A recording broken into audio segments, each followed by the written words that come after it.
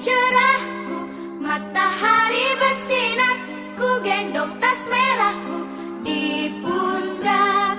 Selamat pagi semua, ku nantikan dirimu di depan kelasmu, menantikan kami. Guruku tersayang, guru tercinta, tanpamu apa jadinya aku? Tak bisa baca tulis, mengerti banyak hal, guruku terima kasihku. Assalamualaikum warahmatullahi wabarakatuh. Innal hamdalillah nahmaduhu wa nasta'inuhu wa nastaghfiruh wa na'udzu billahi min syururi anfusina wa min sayyiati a'malina may yahdihillahu fala mudilla lahu wa may yudlil fala hadiya lahu. Asyhadu an la ilaha illallah wa asyhadu anna Muhammadan abduhu wa rasuluh. Amma ba'du. Sekolah SD Negeri Negara Jati 03 Cimanggu serta segenap Dewan Guru SD Negeri Negara Jati 03 Cimanggu. Puji syukur marilah kita panjatkan kehadiran Allah Subhanahu wa taala yang senantiasa melimpahkan rahmat, hidayah serta inayahnya kepada kita semua, sehingga pada kesempatan siang hari ini kita dapat berkumpul dalam acara diseminasi pemahaman dan pengalaman penerapan budaya positif di kelas.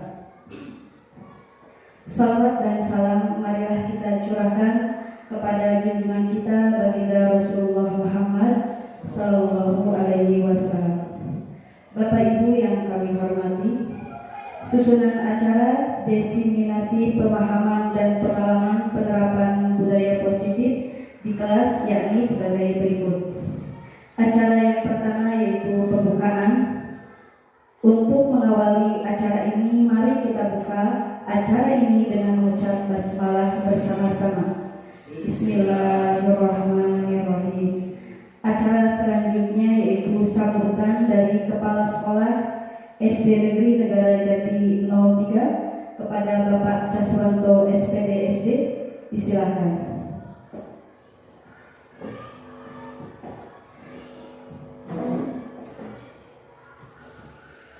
Bismillahirrahmanirrahim. Assalamualaikum warahmatullahi wabarakatuh. Alhamdulillahirabbil alamin wassalatu wassalamu asrofil anbiya'i wal mursalin sayyidina Muhammadin wa ala alihi wa sahbihi.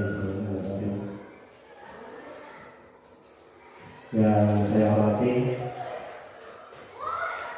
calon guru penggerak Pak Iqbal Priyono SPD, yang saya hormati Bapak Ibu Guru TK SD Negeri Negara Jati 3. Sebelumnya marilah kita panjatkan puji syukur kehadirat Allah Subhanahu wa taala yang mana telah melimpahkan rahmat, hidayah serta hidayah kepada kita sekalian, sehingga pada kesempatan kali ini yaitu hari Selasa tanggal 7 Februari 2023 kita bisa melaksanakan acara yaitu diseminasi pemahaman dan pengalaman penerapan budaya positif di kelas. Mudah-mudahan sampai tuntasnya nanti kita tidak ada halangan sesuatu apapun. Tak lupa selawat dan salam senantiasa kita curahkan buat junjungan kita Nabi Muhammad Sallallahu Alaihi Wasallam. Semoga kelak di yaumul qiyamah mendapatkan syafaatnya. Bapak Ibu yang saya hormati, pada kesempatan ini yaitu pada acara diseminasi, mari kita semua untuk proaktif mendengarkan apa yang akan disampaikan oleh beliau Bapak Iqbal Priyono. Sebelumnya saya ucapkan selamat, semoga dalam acara ini akan berjalan lancar, akan bermanfaat untuk pendidikan, khususnya di SD Negeri Negara Jati 3 dan khususnya kepada beliau Pak Iqbal Priyono, calon guru penggerak dari SD Negeri Negara Jati 3. Pada acara ini, pada acara diseminasi pemahaman dan pengalaman penerapan budaya positif di kelas. Apa yang akan disampaikan nanti, mari kita ikuti bersama. Apa yang akan bisa kita gali dari seminar atau simulasi ini? Kemudian apa yang dapat diterapkan di sekolah ini? Mudah-mudahan dengan adanya diskriminasi ini bisa memberikan angin segar, bisa memberikan ruh baru terhadap perubahan yang ada di sekolah kita. Mudah-mudahan dengan adanya calon guru penggerak dari sekolah kita bisa memberikan energi positif, membuat perubahan sebagaimana yaitu dalam kurikulum sekarang, yaitu kurikulum merdeka. Saya ucapkan sekali lagi selamat kepada Pak Ega. Silahkan untuk memberikan materi atau penjelasan pada acara diseminasi ini. Sekian dari saya. Assalamualaikum warahmatullahi wabarakatuh.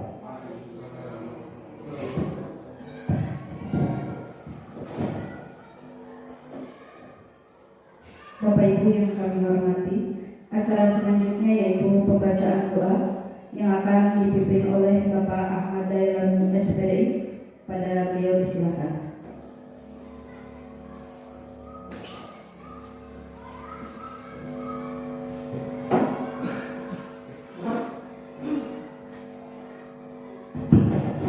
Bismillahirrahmanirrahim. Assalamualaikum warahmatullahi wabarakatuh. Untuk mengawali kegiatan kita pada siang hari ini, yaitu tentang definisi pemahaman dan pengalaman penerapan budaya positif di kelas yang akan dibawa oleh Bapak Eka.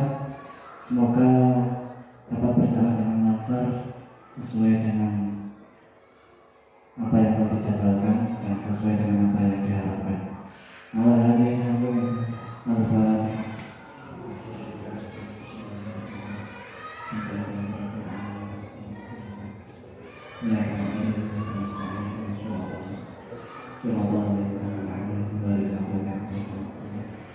Bismillahirrahmanirrahim. Allahumma shalli ala sayyidina Muhammad wa ala ali sayyidina Muhammad.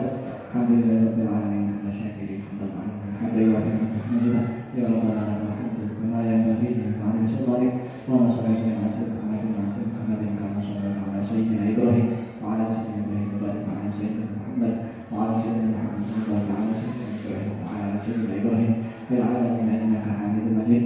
Rabbana zalamna anfusana wa in lam taghfir lana warhamna lanakunanna minal khasirin. Rabbana atina fid dunya hasanah wa fil akhirati hasanah wa qina adzabannar. Sallallahu alaihi wa sallam. Subhana rabbika rabbil izzati amma yasifun wa salamun alal mursalin walhamdulillahi rabbil alamin. Assalamualaikum warahmatullahi wabarakatuh.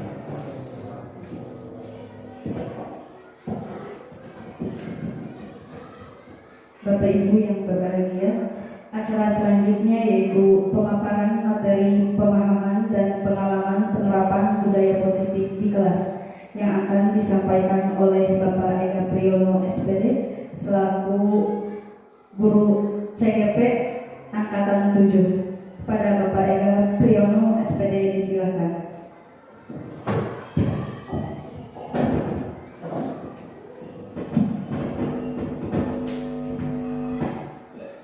Assalamualaikum warahmatullahi wabarakatuh.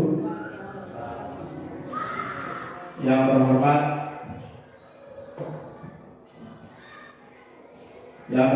Bapak Kepala Sekolah SD Negeri Negara Jati Nomor 3, yang menghormati segenap Dewan Guru SD Negeri Negara Jati Nomor 3 beserta karyawan. Pertama-tama marilah kita panjatkan puji syukur atas kehadiran Allah yang telah melimpahkan rahmat, hidayah, inayah kepada kita sehingga kita bisa menghadiri acara diseminasi pemahaman dan pengalaman penerapan budaya positif di sekolah. Salawat serta salam semoga tercurah limpahkan kepada Habibana wa Nabiyana Muhammad sallallahu alaihi wasallam, yang mana kita nantikan syafaatnya kelak di yaumil akhir. Pada kesempatan kali ini, di siang hari ini, saya mohon izin pada bapak kepala sekolah dan bapak ibu mengganggu waktu untuk mengajar kegiatan pembelajaran. Ya, di sini saya akan sedikit memaparkan materi designasi pemahaman dan pengalaman penerapan budaya positif di kelas. Di mana materi ini saya dapatkan ketika mengikuti pendidikan calon guru penggerak angkatan 7 Kabupaten Cilacap yang sedang berlangsung. Di sini izinkan saya, Bapak Kepala Sekolah dan Bapak Ibu Dewan Guru untuk sedikit berbagi pengalaman tentang materi penerapan budaya positif di kelas yang disampaikan oleh saya sendiri, Eka Priyono, calon guru penggerak angkatan 7 Kabupaten Cilacap. Budaya positif, budaya positif yang pertama itu tentang tidak membuang sampah sembarangan. Budaya positif ini bisa diterapkan kegiatan yang paling gampang, yaitu tidak membuang sampah di laci. Kenapa seperti itu? Karena kita sering melihat ketika kegiatan pembelajaran berlangsung, kita sebagai guru sering menemukan sampah yang ada di laci bekas jajan anak. Ya, untuk bisa menerapkan itu, yaitu kita sedikit menerapkan budaya tidak membuang sampah di laci. Yang kedua, contohnya yang kedua adalah jika ada yang berbicara, kita harus sebaiknya mendengarkan. Yang ketiga, jika mau bertanya, angkat tangan atau tunjuk jari. Yang keempat, selesai tepat waktu. Kelima, bertanya dengan sopan. Ini adalah kegiatan-kegiatan budaya positif yang paling sederhana, yang paling mudah kita lakukan. Tapi kenapa sulit dilakukan? Karena kita mungkin belum melakukan pembiasaan. Kalau kita sudah melakukan pembiasaan kelima budaya positif ini, contoh 5 budaya positif ini, ya, kita akan mudah untuk menjalankan. Lainnya, ya, hukuman ini adalah pendapat dari beberapa orang. Ya, hukuman dapat mendisiplinkan anak. Ya, hukuman positif dapat meningkatkan kedisiplinan anak. Yang ketiga adalah pemberian hadiah dapat memotivasi. Ini adalah anggapan-anggapan yang mungkin selama kita mengajar itu menggunakan seperti ini. Nah, mungkin hukuman dapat mendisiplinkan anak, terus hukuman dapat meningkatkan kedisiplinan anak, pemberian hadiah dapat memotivasi anak. Ya, ini adalah kegiatan mungkin yang kita sering lakukan selama kegiatan pembelajaran. Budaya positif, ya, yang pertama adalah disiplin positif dan nilai kebajikan universal.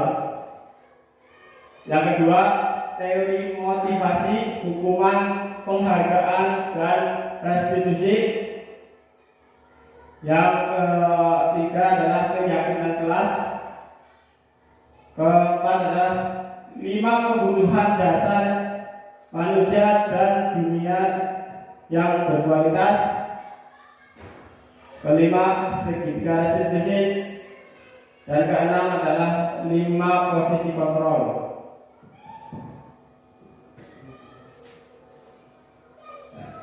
Coba ini ada dulu. Coba buka, kepalkan salah satu tangan Bapak Ibu dan bayangkan bahwa Bapak Ibu sedang menyimpan sesuatu yang berharga di dalam kepalan tersebut.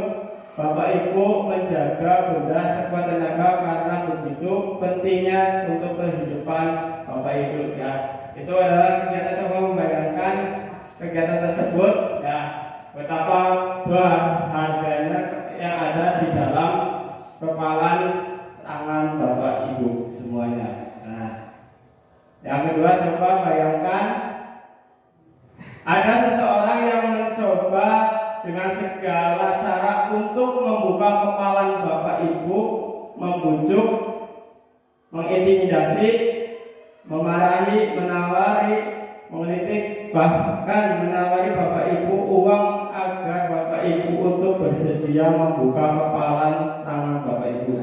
Ya, itu kayak kegiatan seperti itu. Nah, selanjutnya disiplin positif. Ya. Ada tidak bisanya orang lain, hanya ada yang dapat mengontrol diri sendiri atau diri Anda sendiri. Ya, maksudnya apa? Ketika ada ataupun orang lain tidak ada, itu yang bisa mengontrol hanya diri sendiri, bukan orang lain. Jadi untuk yang mengontrol diri sendiri adalah ya kita diri sendiri, bukan orang lain. Terus yang kedua adalah semua perilaku memiliki tujuan.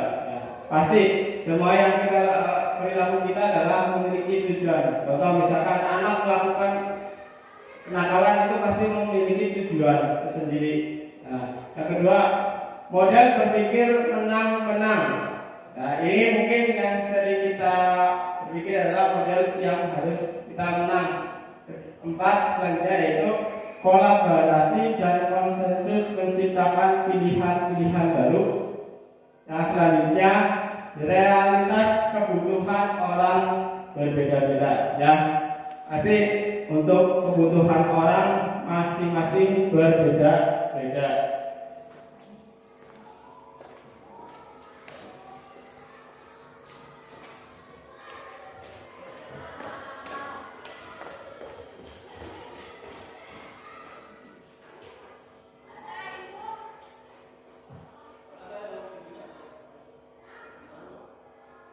Apa itu arti disiplin? Untuk menciptakan murid yang merdeka, syarat utamanya adalah harus ada yang disiplin yang kuat. Disiplin artinya itu belajar, disiplin dalam murid atau pengikut. Disiplin berkonotasi dengan disiplin diri. Disiplin diri dapat membuat seseorang menggali potensi kepada sebuah atau sesuatu yang dapat dihargai atau bermakna. Artinya belajar mengontrol diri dengan menggali potensi diri kita agar tercapai tujuan yang mulia, yaitu menjadi seseorang yang kita inginkan sesuai dengan nilai-nilai yang kita hargai. Selanjutnya yaitu tentang nilai-nilai kebajikan universal. Sifat-sifat manusia yang merupakan tujuan mulia yang ingin dicapai setiap individu. Yang kedua, setiap perilaku memiliki tujuan, yaitu menurut William Glasser. Jadi setiap perilaku manusia itu pasti memiliki tujuan tertentu. Yang ketiga, mengaitkan nilai-nilai kebajikan yang diyakini oleh seseorang, maka motivasi intrinsiknya akan terbangun sehingga menggerakkan motivasi dari dalam untuk mencapai tujuan yang diinginkan. Itu menurut Ian Rosen. Selanjutnya yaitu tentang teori motivasi, hukuman, penghargaan, dan restitusi. Teori perilaku manusia. Untuk menghindari ketidaknyamanan atau hukuman yang akan terjadi jika saya tidak melakukan, ya pasti orang berpikiran ketika saya tidak bisa melakukan hal tersebut, berpikiran pasti akan adanya hukuman. Yang kedua, untuk mendapatkan imbalan dari orang lain, apa yang akan saya dapat jika melakukan? Orang pasti berpikir ketika disuruh atau diperintah sama orang lain itu pasti akan menghargai dari orang lain. Itu adalah termasuk dari motivasi ekstrinsik dari dalam manusia.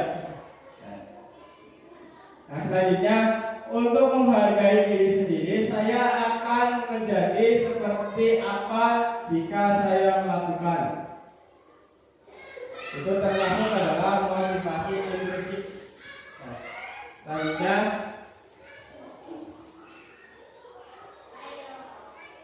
apa itu restitusi?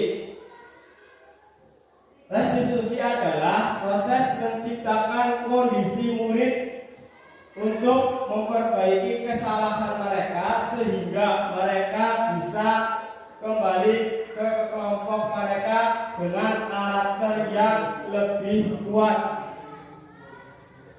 Restitusi juga merupakan kolaboratif untuk mengajarkan murid untuk mencari solusi untuk masalah mereka. Membantu murid berpikir tentang orang seperti apa yang mereka inginkan menjadi tujuan mulia dan bagaimana harus memperlakukan orang lain, itu menurut dosen. Di sini saya menampilkan tabel tentang identitas gagal dan identitas sukses. Hukuman, sesuatu yang meyakinkan harus terjadi, tidak nyaman untuk murid atau anak jangka waktu yang panjang. Konsekuensinya, sesuatu yang harus terjadi, restitusinya adalah merupakan pilihan, tidak nyaman untuk murid anak dalam jangka waktu pendek, menguatkan murid atau anak dalam jangka yang panjang. Yang kedua adalah korban mendapatkan keadilan. Konsekuensinya, korban bisa diabaikan. Restitusinya adalah artinya adalah korban mendapatkan ganti. Nah, selanjutnya murid atau anak dia akan tersakiti. Murid atau anak tidak nyaman. Yang konsekuensinya, yang restitusinya adalah murid dapat mendapatkan penguatan. Selanjutnya perilaku pasif agresif meningkat. Konsekuensinya penguatan hanya bertahan dalam jangka pendek. Masalah restitusinya adalah masalahnya terpecahkan. Dan selanjutnya sistem tidak dapat berjalan bila murid takut. Konsekuensinya monitoring dan supervisi terus-menerus dari guru. Murid belajar tanggung jawab terhadap perilakunya. Terus berlaku hanya pada sebuah institusi, tidak berlanjut pada kehidupan nyata. Membantu penerapan mengikuti peraturan dalam masyarakat. Restitusinya adalah fokus pada pemecahan dalam jangka waktu yang panjang. Dan selanjutnya itu peraturan adalah titik-titik. Kamu harus apa peraturannya? Mampukah kamu melakukan?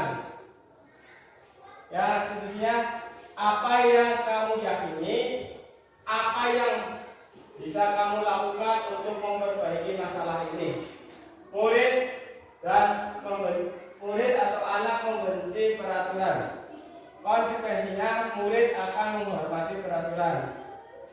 Yang positif atau restitusinya adalah murid atau anak menghormati dirinya dan orang lain.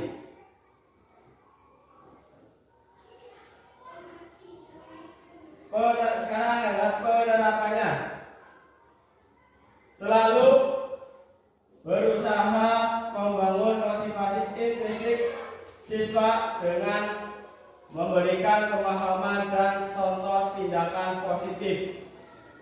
Yang kedua, selalu berusaha memilih opsi restitusi jika anak berperilaku negatif. Berkolaborasi dengan teman sejawat dalam menerapkan budaya positif. Dan selanjutnya,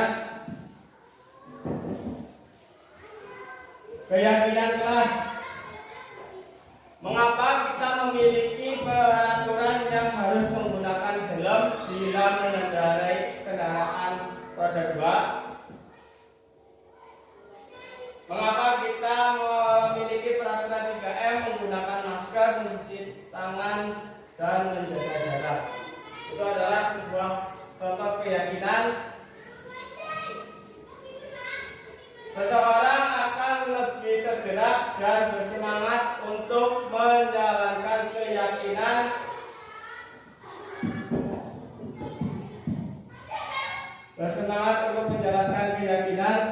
daripada hanya sekedar mengikuti serangkaian peraturan tertulis tanpa makna.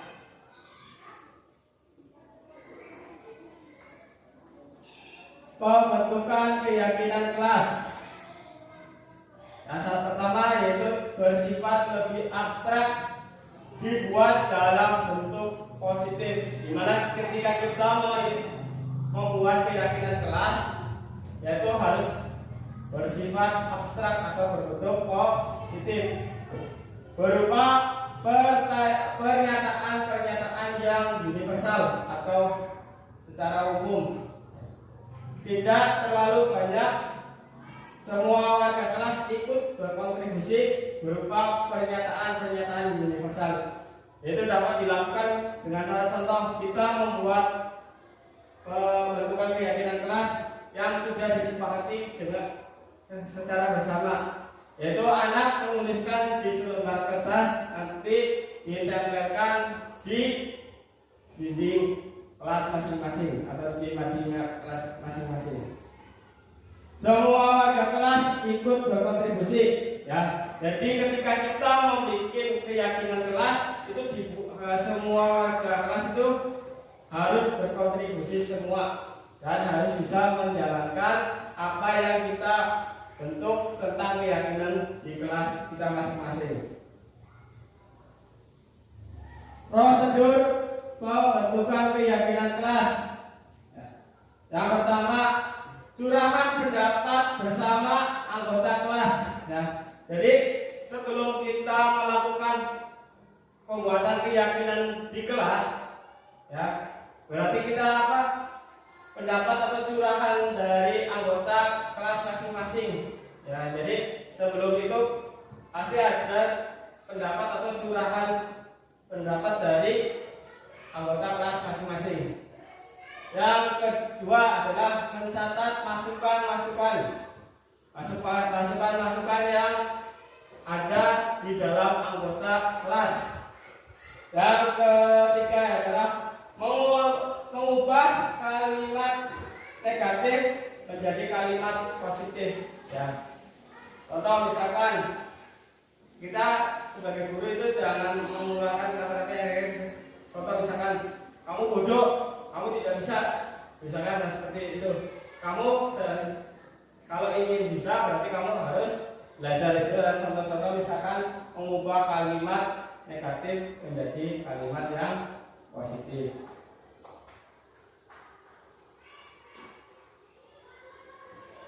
Yang selanjutnya adalah meninjau kembali tentang pembentukan keyakinan kelas. Yang selanjutnya meminta warga kelas untuk menandatangani. Ya. Jadi ketika semua warga kelas sudah menuliskan tentang keyakinan kelas yang kita akan bentuk, setelah itu semua warga kelas harus menandatangani tentang kesepakatan keyakinan kelas yang kita buat. Terus selanjutnya yaitu ditempel di dinding. Kenapa ditempel di dinding? Agar semua warga kelas itu bisa membaca ketika ada warga kelas tersebut melakukan pelanggaran tentang keyakinan kelas.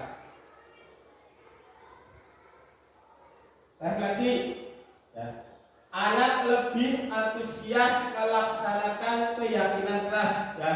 Jadi ketika kita sudah membuat keyakinan kelas yang sudah kita buat secara disepakati secara bersama, ya, membuat anak ini lebih antusias dalam menjalankan atau melaksanakan keyakinan kelas. Dan kedua adalah anak memiliki kesadaran diri untuk bertanggung jawab jika tindakan mereka tidak sesuai dengan keyakinan kelas. Ya.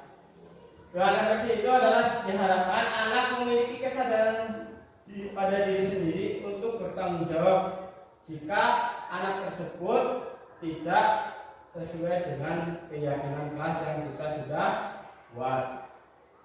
Selanjutnya, anak yang tidak masuk dalam curahan pendapat tidak dapat menyalurkan gagasan. Jadi diusahakan dalam pembuatan keyakinan kelas semua anak itu mencurahkan gagasannya atau ide pemikirannya. Tindak lanjut. Yang pertama, mengevaluasi keyakinan kelas secara berkala dan merevisi jika ada yang tidak sesuai. Ya, jadi tindak lanjut dalam pembuatan keyakinan kelas itu setiap periodenya kita harus mengoreksi atau mengevaluasi. Ketika peraturan tersebut tidak sesuai, kita bisa merevisi atau menggantinya. Yang kedua adalah menyebarkan angket melalui Google Form untuk mengantisipasi anak yang tidak masuk sekolah. Jadi kita sebagai guru dalam membuat keyakinan kelas ketika atau mengantisipasi anak yang tidak masuk, kita bisa menggunakan Google Form. Ya. Nanti kita sebarkan kepada anak yang tidak masuk agar bisa mencurahkan idenya atau gagasannya ketika pembentukan keyakinan kelas.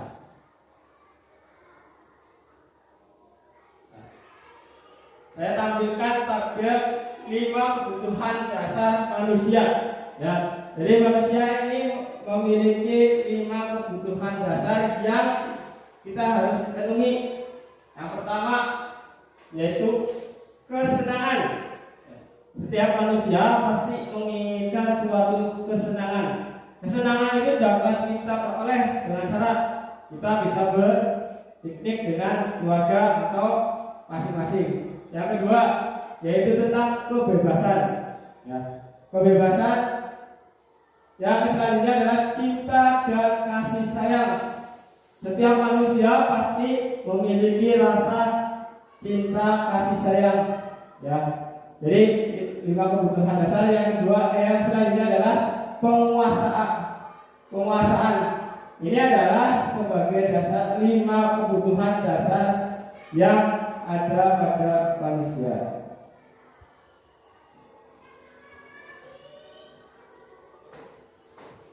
Lima posisi kontrol. Mari kita simak ilustrasi berikut ini. Ya, saya akan menampilkan sebuah video.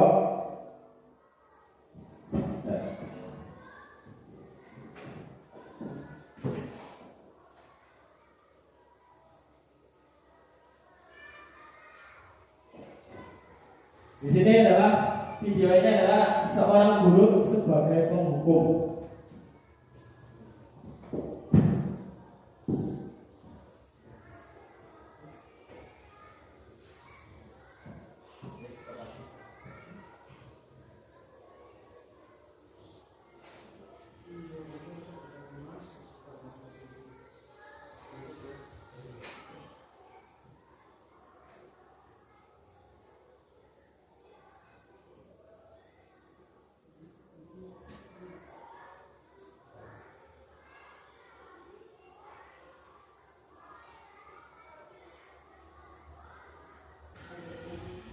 Selamat pagi, Bu. Selalu terlambat. Kamu deh, pasti terlambat. Maaf, Bu. Saya Apa? Apa coba? Alasan kamu apa lagi? Kapan sih kamu tidak terlambat? Malas sekali ya kamu jadi anak. saya Dasar pemalas. Gak kapok-kapok sih kamu. Sudah berapa kali terlambat? Sana, kamu keliling lapangan basket 2 kali. kenapa saya harus keliling lapangan basket, Bu? Kenapa? Kamu melawan ibu. Berarti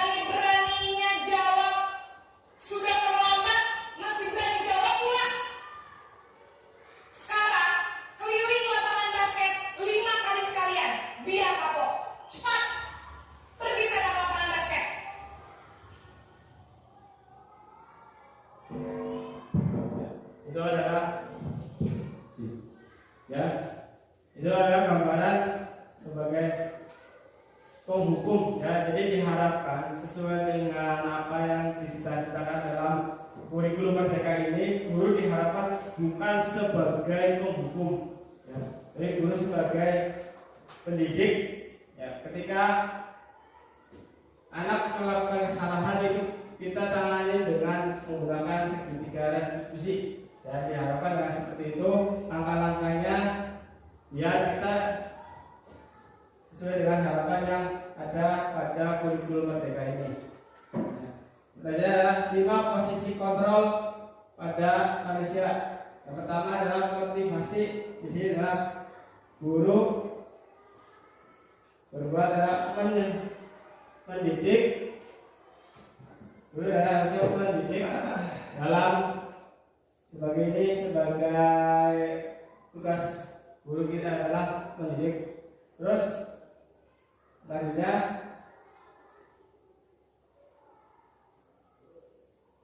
penerapan, selalu berusaha untuk memahami persoalan terlebih dahulu dan tidak gegabah untuk menghukum anak jika melakukan kesalahan.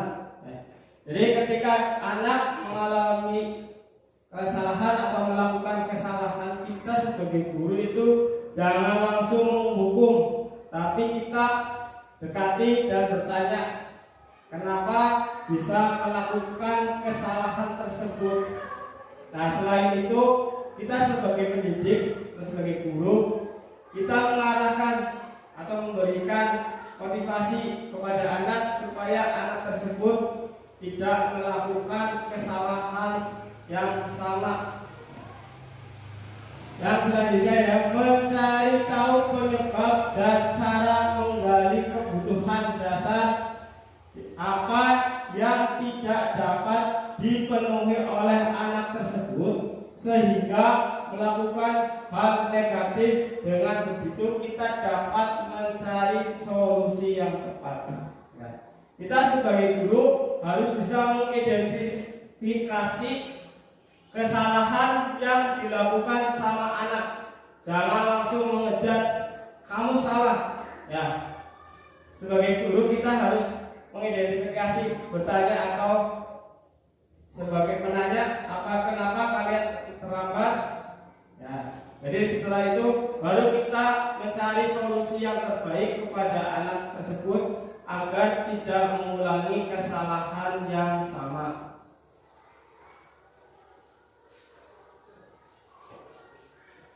Ini adalah segitiga restitusi. Nah, segitiga restitusi ini digunakan untuk mengatasi permasalahan yang pada anak. Apa sih yang dimaksud dengan segitiga restitusi? Adalah merupakan proses untuk menciptakan kondisi bagi murid untuk memperbaiki kesalahan mereka sehingga mereka bisa kembali pada kelompok mereka dengan karakter yang lebih kuat. Ketika kita menerapkan segitiga restitusi ini kepada anak yang melakukan kesalahan, ya, diharapkan anak tersebut ketika kembali ke kelompoknya masing-masing memiliki karakter yang lebih kuat. Nah, contoh misalkan di sini adalah segitiga restitusi, ada garis merah dan garis biru. Ya, yang pertama, setiap orang pasti pernah melakukan kesalahan. Kamu bukan satu-satunya yang pernah melakukan kesalahan ini. Nah, tindakannya kita sudah. Yang pertama adalah validasi tindakan yang salah. Nah, kita memvalidasi tindakan yang salah tersebut kepada anak. Yang selanjutnya adalah menanyakan keyakinan kelas. Ya, menanyakan keyakinan kelas, apakah kalian sudah melanggar keyakinan kelas yang sudah disepakati bersama. Dan tindakan terakhir adalah menstabilkan identitas. Setelah kegiatan tersebut diharapkan anak ketika kembali ke kelompoknya dengan karakter yang lebih kuat. Ya, mungkin sekian Demikian yang bisa saya sampaikan tentang pemahaman tindakan atau keyakinan kelas. Selanjutnya saya kembalikan ke moderator.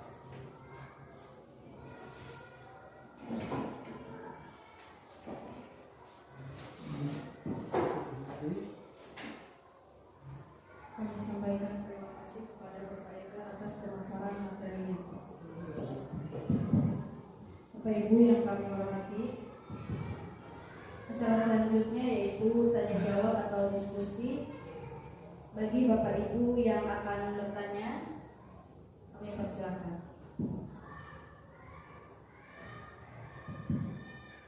Sebelumnya kita kasih langsung buat Pak Ega.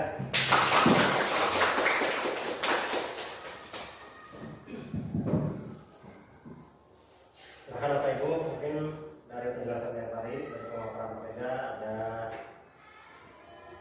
yang perlu digarisbawahi untuk dijadikan bahan diskusi. Silakan Bapak Ibu semuanya untuk menyampaikan.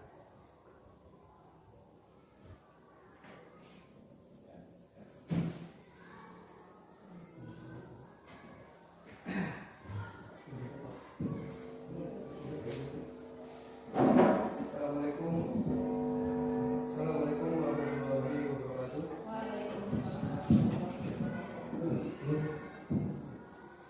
Assalamualaikum warahmatullahi wabarakatuh. Waalaikumsalam warahmatullahi wabarakatuh.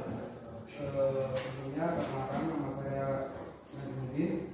Saya mau bertanya dari dalam bahasanya Pak Ega, yaitu membahas tentang kita itu sebagai guru jangan jadi guru penghukum. Nah, kadang kita ya kalau seumpama tidak menghukum, anak itu tidak jerah. Yang ingin saya tanyakan, bagaimana cara kita agar tanpa menghukum tapi anak itu sudah jerah dan tidak mengulangi lagi kesalahannya. Itu terima kasih. Mungkin itu pertanyaan dari saya. Assalamualaikum warahmatullahi wabarakatuh. Waalaikumsalam.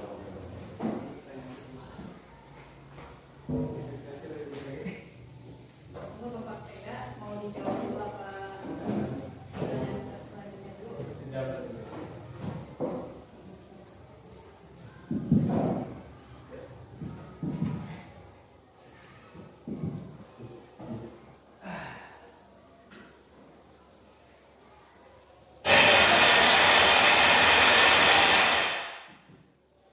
Ya, terima kasih pertanyaan yang telah disampaikan kepada saya dari pertanyaan dari Pak Masudin tentang bagaimana kita sebagai guru ketika ada anak mahasiswa yang melakukan salah tanpa menghukum. Nah, kita sebagai guru harus dapat bisa mengidentifikasi dulu, mengidentifikasi kesalahan anak.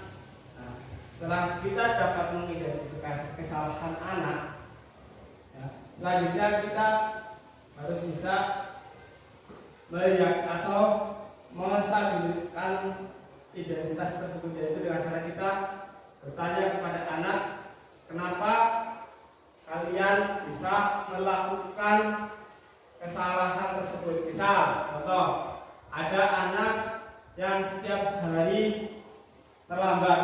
Nah, sebisa mungkin kita sebagai pendidik itu tidak harus memberikan hukuman di depan umum. Contohnya misalkan ada si A setiap hari melakukan kesalahan, yaitu datang terlambat terus. Nah, pasti kita berpikiran anak ini sudah menjengkelkan, ibaratnya sudah menjengkelkan karena tiap hari sekolah terlambat terus. Apa yang kita lakukan pasti sudah marah terlebih dahulu, pasti akan menjawab terlebih dahulu. Itu adalah sebagai penghukum. Tapi yang diharapkan kita bukan sebagai penghukum. Kita bawa anak tersebut ngobrol berdua, misalkan dibawa ke ruang kelas. Sebisa mungkin kita ngobrol empat mata terhadap anak tersebut. Nah, ngobrol kenapa kalian atau kenapa kamu terlambat. Nah, kenapa terlambat? Nah, itu ada setelah kita mengetahui alasan bisa validasi tindakan yang salah tersebut ya. Kita memberikan motivasi kepada anak supaya anak tersebut tidak terlambat terus. Nah, misalkan kegiatan tersebut, setelah kegiatan tersebut kita langsung menanyakan tindakan apa yang kalian atau tindakan keyakinan kelas apa yang kalian lakukan. Nah, setelah dapat mengidentifikasi tersebut, barulah kita sebagai guru memotivasi anak tersebut, membimbing anak tersebut supaya tidak melakukan kesalahan lagi. Gimana? Dari Pak Nasruddin, apakah sudah cukup jelas dari penjelasan saya?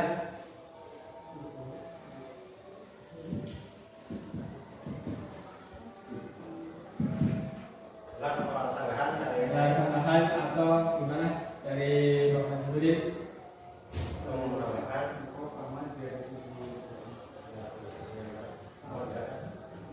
mungkin bagaimana cara Menstabilkan atau upaya yang tadinya menghukum itu menjadi tersangka hukum. Ya, terima kasih, jawabannya sangat luar biasa.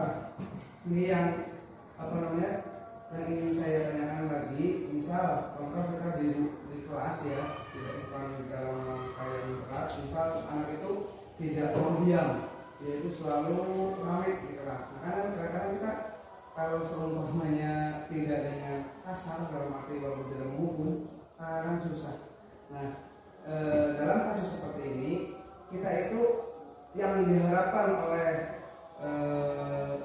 kurikulum merdeka itu boleh menghukum atau kita itu yang dalam arti udah jangan menghukum atau tergantung dari salahnya itu. Apa udah emang tidak boleh ada hukuman?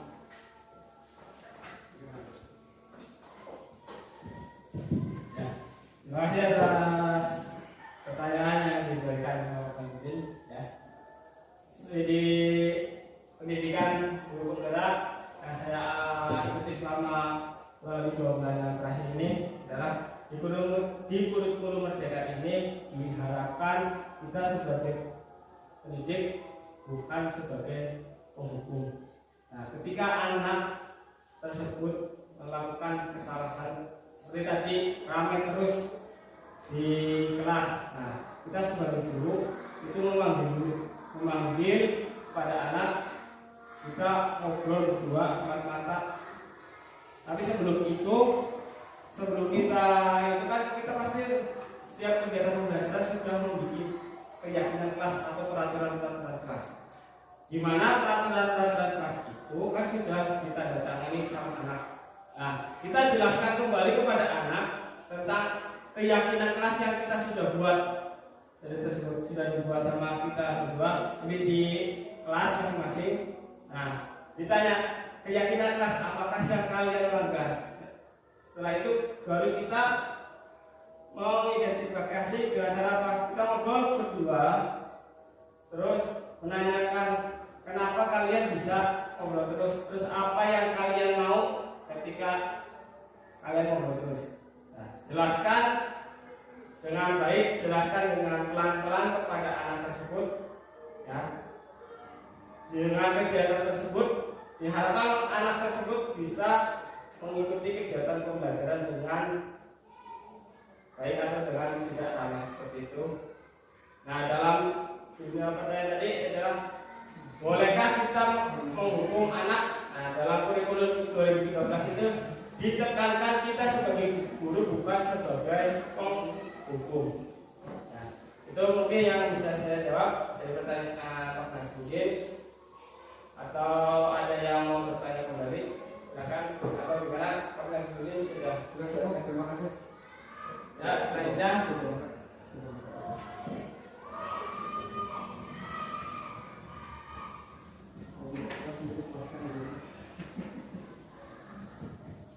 Silakan Bapak Ibu yang lain ada pertanyaan?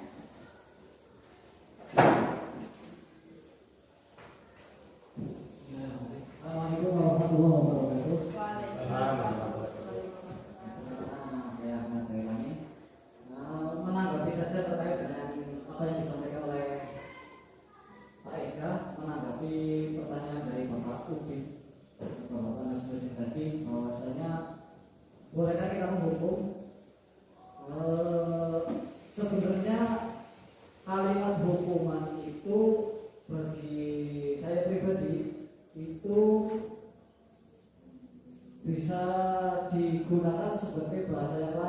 artinya sanksi yang berupa hukuman itu yang tadi dijelaskan itu kan yang bersifat menyakiti itu dan sebagainya. Saya rasa kalau bahasa hukuman itu diganti dengan bahasa yang lain, misalkan hukumannya adalah ribet, bukan hukuman tapi ribet. Bagi siapa yang ramai di kelas saja maka akan mendapatkan hadiah. Mungkin salah satunya dengan cara mengganti bahasa hukum dengan bahasa hadiah gitu. Walaupun pada aslinya itu adalah hukuman gitu. Terus terkait dengan yang tadi Pak Eka sampaikan, kesannya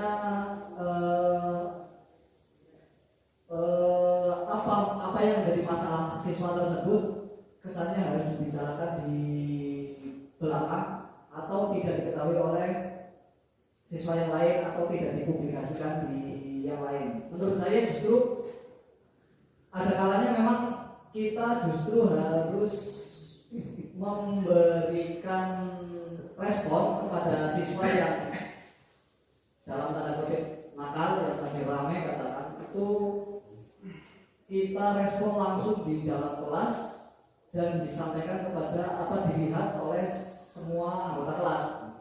Jadi tidak harus dibawa ke belakang terus kemudian atau dibicarakan secara langsung mata-mata, itu tidak. Jadi tentunya kita dengan memilih tingkat dalam arti kenakalannya. Kalau memang yang parah mungkin memang seperti itu cara menanganinya. Kalau yang sedang tapi bermasalah, permasalahan yang sedang tapi itu juga merupakan masalah yang perlu, maka saya kira tidak harus dibicarakan dua mata atau ngobrol secara pribadi face to face begitu. Ada kalanya kita justru dengan kesalahan siswa tersebut ini ketika diomongkan di dalam kelas atau di seluruh anggota kelas itu menjadi perhatian buat yang lain. Jadi tidak harus, menurut saya itu tidak harus dibicarakan langsung secara pribadi. Ada kalanya memang harus disampaikan di dalam kelas agar semua anggota tahu. Tentunya dengan menggunakan bahasa-bahasa yang saya kira bisa diterima oleh siswa. Jadi diarahkan pola berpikir atau pemahaman yang baik, kesetujuan terhadap sikap yang tadi dilakukan oleh anak yang tanda kutip nakal tersebut atau membuat keramaian tersebut. Apakah itu baik misalkan? Kalau tidak baik harus bagaimana? Kan begitu. Bisa dibicarakan secara langsung di depan kelas, dan itu bisa menjadi bahan pertimbangan untuk teman-teman yang lain agar tidak melakukan hal yang serupa. Mungkin itu sanggahan dari saya. Terima kasih. Assalamualaikum warahmatullahi wabarakatuh.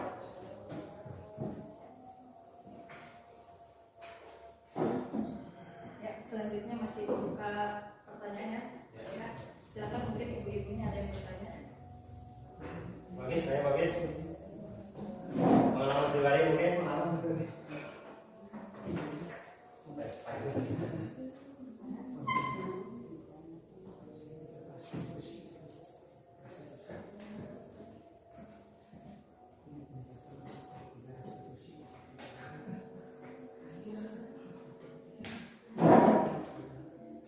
Bisa saja mungkin bukan pertama segitiga atau simpan.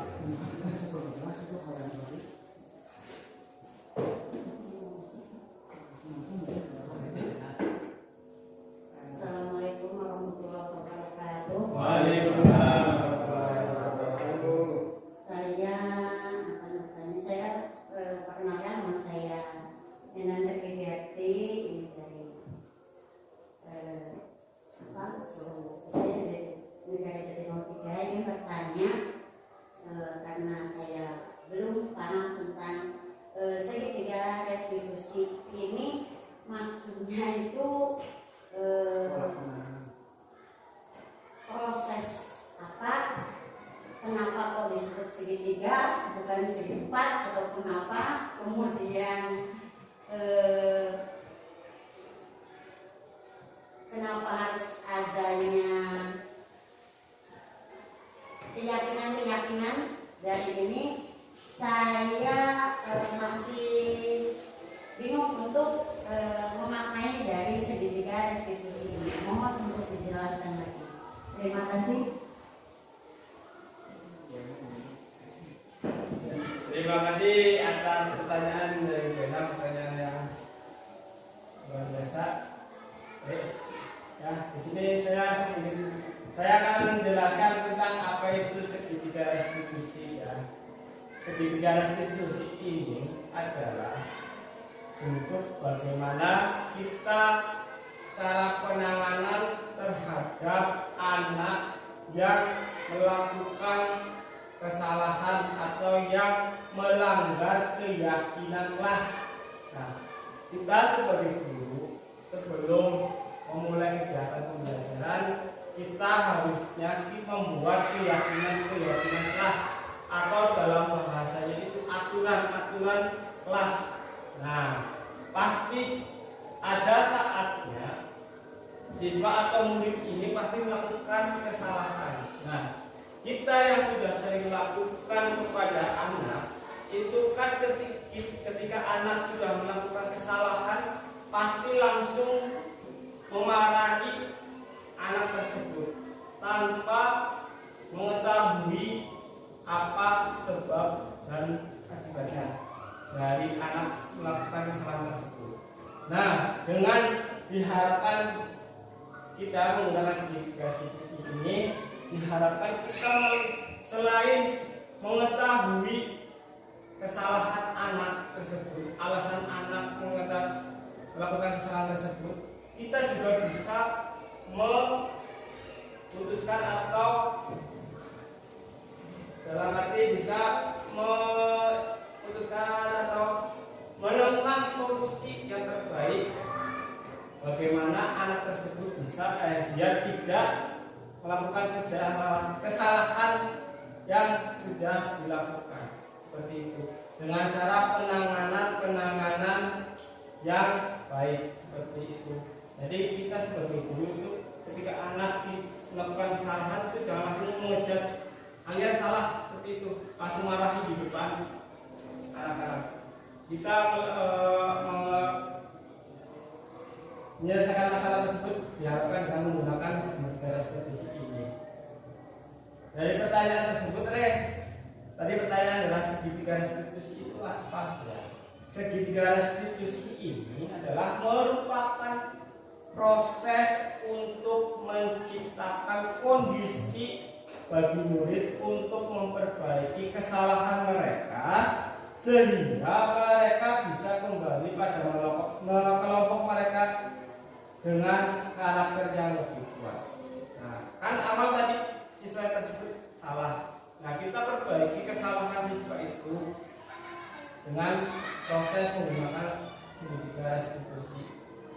Diharapkan setelah kita melakukan atau mendidik anak yang salah itu, diharapkan ketika anak yang salah tersebut kembali ke kelompoknya masing-masing itu dengan karakter yang lebih kuat. Ya, mungkin itu yang bisa saya sampaikan dan jelaskan atas pertanyaan dari Beda. Gimana, Mas? Ya, luar biasa.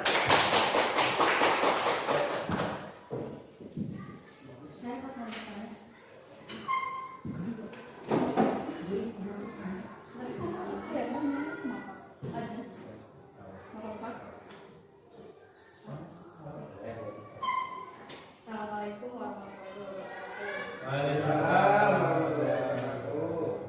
Perkenalkan, nama saya Maria Anggaini. Saya mau bertanya sama Pak Tega. Kebetulan ini tentang restitusi ya. Nah, langsung saja ya, singkat saya di kelas ini nyata ya, saya yang sudah saya lakukan di kelas. Awalnya saya sama anak-anak membuat kesepakatan jika ada yang tidak sholat subuh itu maju ke depan membaca istighfar 10 kali gitu ya Pak ya. Saya membuat kesepakatan seperti itu. Nah, kemudian ya setiap hari saya selalu melakukan saya bertanya kepada anak-anak siapa yang tidak sholat subuh gitu kan. Nah, ada yang tidak sholat subuh. Nah kemudian anak itu saya suruh maju ke depan untuk membaca istighfar misalkan 10 kali, 20 kali. Nah, pertanyaan saya, apakah saya itu termasuk guru pembuku? Seperti itu, mungkin itu saja Pak Ega. Wassalamualaikum warahmatullahi wabarakatuh.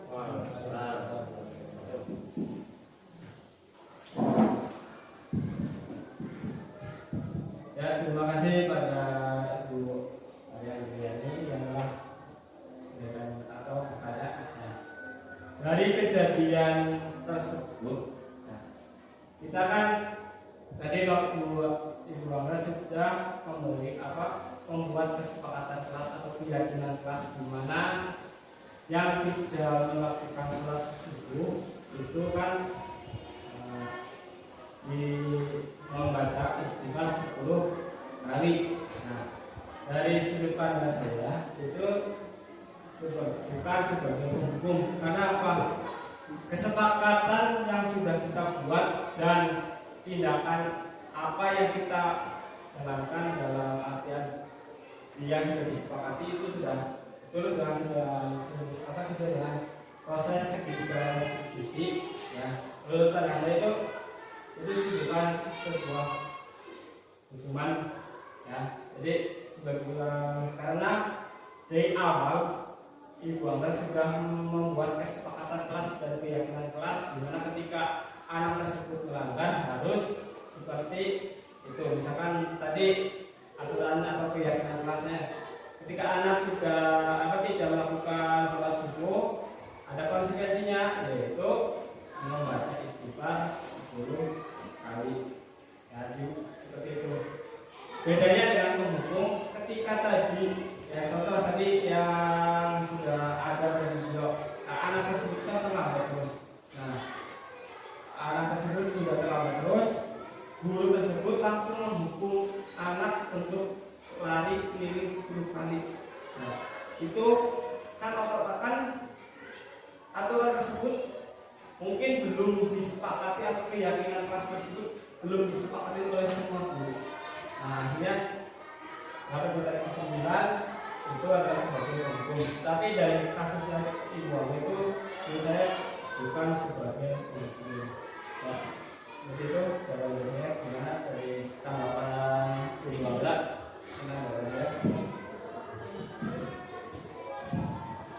Ya, silakan ada yang bertanya kembali.